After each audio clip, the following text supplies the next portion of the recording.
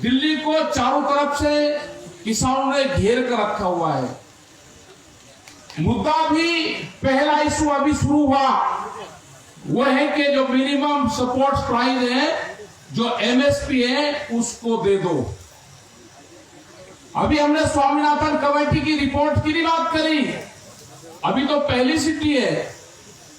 Swaminathan committee की report क्या आएगी, उसके बाद में मार्केट भाव आएगा, उसके बाद में आएगा कि जो हमारे साथ में नाइंसाफी हुई है 1967 जब ये एमएसपी लागू हुई, उस टाइम का हमको भाव चाहिए। उस टाइम का भाव क्या था? अगर हम गेहूं की बात करें, कणक की बात करें, 76 रुपए पर क्विंटल भारत सरकार ने रेट रखा, और जो कर्मचारी था उसकी सैलरी 70 रुपया थी, तो एक महीने की तनख्वाह में 1 क्विंटल अनाज नहीं ले सकता था। जो सोने का भाव था वो 200 रुपए का 1 तोला था, तो 3 क्विंटल गेहूं बेच के, अपनी फसल बेच के हम 1 तोला सोना ले सकते थे। हमने एक प्रेस को कह दिया यही बात, तो उस प्रेस ने चलाया बड़े मोटे एडिंग में कि किसान जो बैठा हुआ है वो चाहता है कि मेरे गेहूं का भाव, मेरी फसलों का भाव 18,000 रुपए क्विंटल हो, ये तो पूरे देश को बर्बाद करेंगे। ये चलाई उसने खबर। हमने कहा कि हमने हिसाब मांगा है, हिसाब दिया है अपना।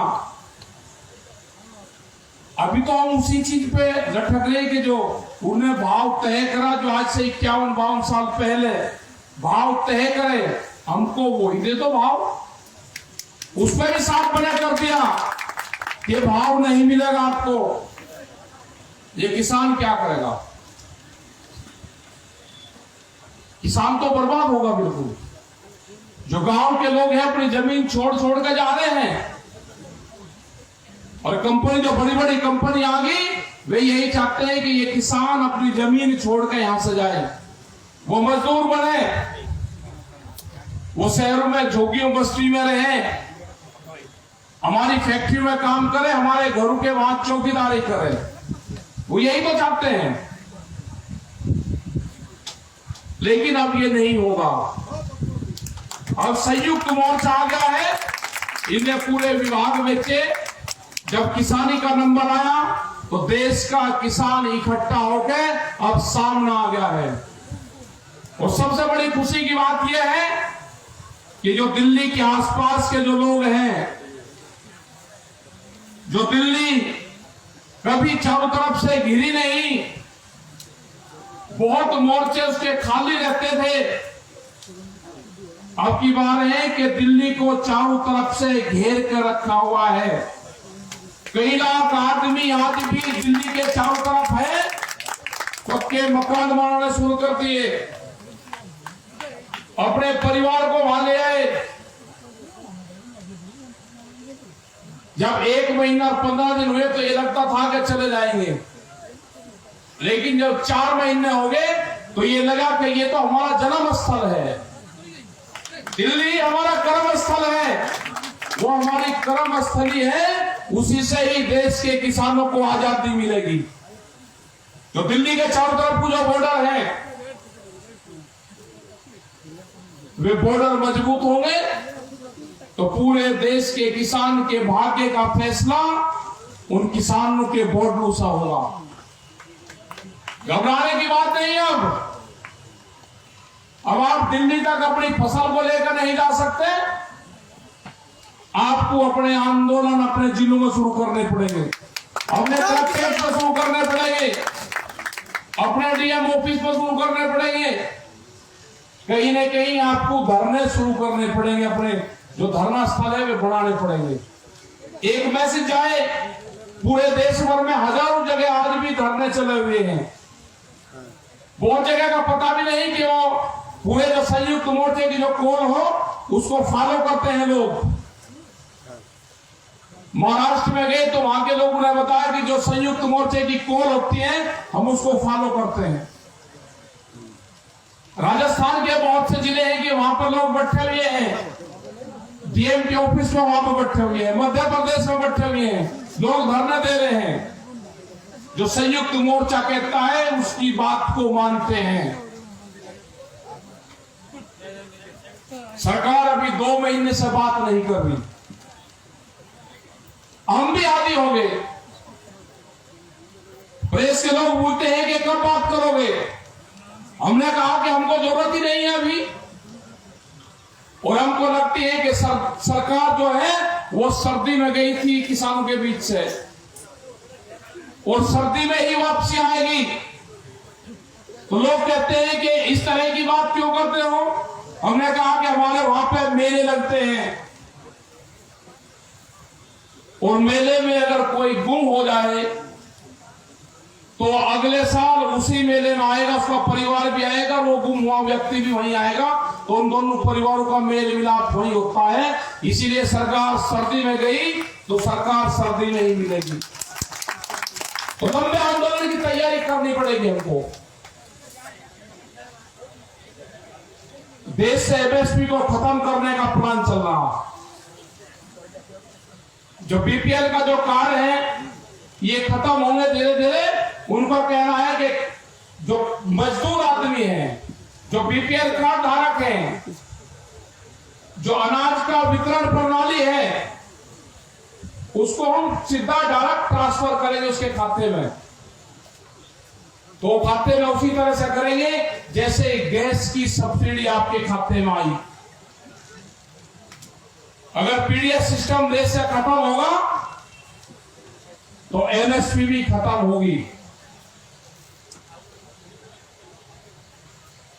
अनाज बड़े बड़े जो सेठ लोग होंगे, बड़े बड़े जो घराने होंगे, जो कंपनियां होगी, उनके गोदामों में बंद होगा। जिस तरह से आलू पर हुआ, जिस तरह से दूसरी चीजों पर हो रहा है। जब फसल किसान की आएगी तो रेट सस्ता होगा। जब गोदामों में अनाज चला जाएगा उसको वे रोकेंगे, मार्केट में शॉर्टेज दिखाएंगे, उसकी कीमत बढ़ाएंगे और ऊंची कीमत पर बेचेंगे। तो ये आंदोलन जब तक जारी रहेगा, जब तक एमएसपी पे कानून नहीं बने, 3 बिल वापसी नहीं हो, अनाज तिजोरियों में बंद नहीं होगा। यह आंदोलन जब तक जारी रहेगा। रोटी बाजार की वस्तु नहीं बननी। व्यापारियों का, बड़े घरानों का रोटियों पे अधिकार नहीं होगा। और उसका सीधा उदाहरण है जो मैकडोनाल्ड है, जो एक बड़ी बड़ी कंपनी है जो फूड चेन में आई है। जहां जहां पे भी ये कंपनी आई उनसे बातचीत हुई, जिन्होंने उनकी एजेंसियां ली। अगर कोई वहां पे रुके होंगे, केएफसी, मैकडोनाल्ड्स, ये जो बड़ी कंपनी है जो खाने का सामान बेचती है,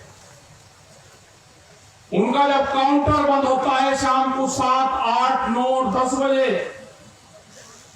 अगर खुली हुई कोई चीज, खाने का सामान उनके वहां बच गया, वो उसको किसी को खाने के लिए नहीं देते, चाहे उसका कर्मचारी भी हो।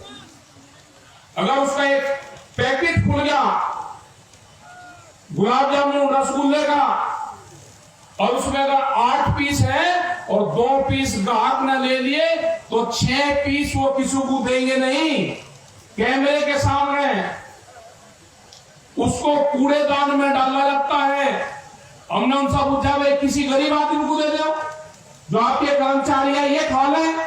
कह लेगा नहीं, कंपनी का नॉर्म्स है, कंपनी में लिखा पढ़ा करना है कि किसी को बगैर पैसे के देना नहीं। तो इस तरह की कंपनियां खाने के क्षेत्र में आएगी, अनाज के क्षेत्र में आएगी, और वे कीमतें लगाएगी कि आदमी को कितनी भूख लगी है। तो भूख के आधार पे देश में कीमतें तय होंगी।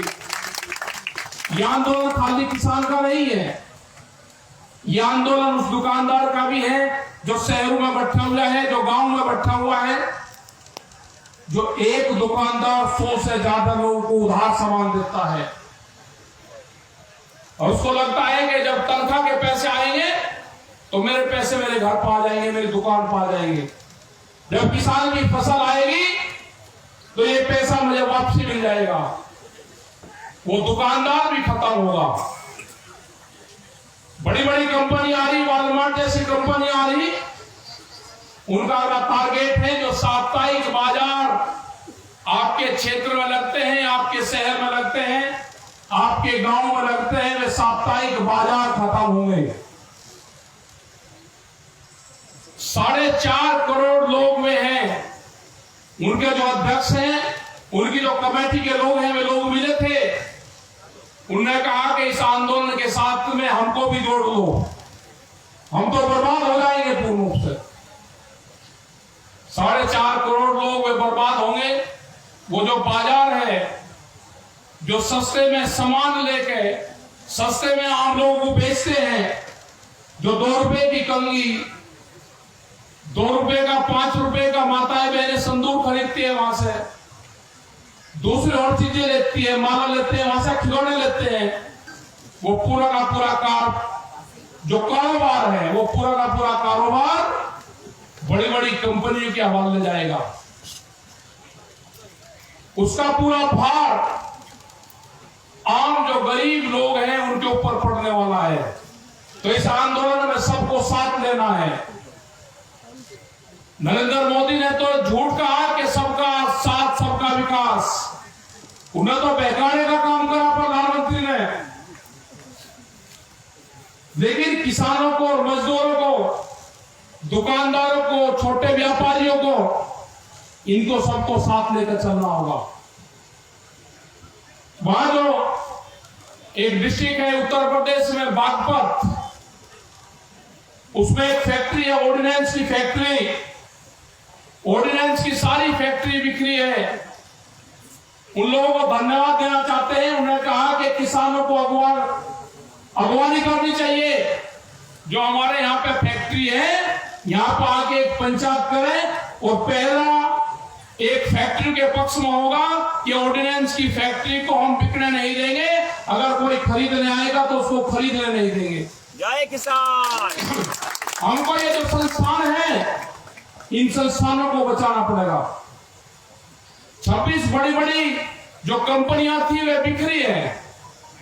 तेल की कंपनी, ऑर्डिनेंस कंपनी, टेलीफोन विभाग, सारे बिक्री के कगार पे है। Railways, airport. तो जो लोग भी आपके संपर्क में हो, जो उनके वर्कर संपर्क में हो, जो उनकी कमेटी संपर्क में हो, उन लोगों से साथ मिले, उनसे बातचीत करो और उनको इस आंदोलन में शामिल करो। ये देश बिगड़ने से बचाना है और जिम्मेदारी किसान और मजदूर की है। आंदोलन चल रहा है, उनको सबको कहो कि आंदोलन आप अपने यहां पे भी शुरू करो। जब ये आंदोलन शुरू होगा तो ये देश बिगड़ने से बचेगा। नहीं तो लुटेरे आगे देश में, ये लुटेरे हैं, लूट के जाएंगे। और हमको साबित करना है कि जो देश में जो लुटेरे आए हैं, ये लुटेरों का आखिरी बादशाह शामिल हो। इससे बाद में कोई लुटेरों का बादशाह ना यहाँ पे आए। इसको यहीं पकड़ना पड़ेगा, यहां से भगाना पड़ेगा। इनके नेता भी कैद में है। नेता मुक्ति अभियान भी हमको चलाना पड़ेगा देश में। बंधन में है नेता, एक घोषित कर्फ्यू है देश में, हाउस अरेस्टिंग है उनकी, वे बोल नहीं पाते। तो वो दिन दूर नहीं कि इनके लोग भी कहेंगे कि हमारे पक्ष में भी आंदोलन चला दो, नेता मुक्ति अभियान देश में चला दो। अगर ये आंदोलन भी चलाना पड़ेगा तो ये आंदोलन भी चलेगा। अपनी फसलों को लेकर निकलो और नारा रहेगा कि फसलों के फैसले किसान करेगा और सरकार से फैसले कमेटी करेगी। इस नारे के साथ में हम सब लोग आगे बढ़ेंगे। आपने यहाँ पे आए, आपका बहुत बहुत धन्यवाद। पूरी कमेटी का धन्यवाद जो यहाँ का अरेंजमेंट आप सब लोग ने करा है।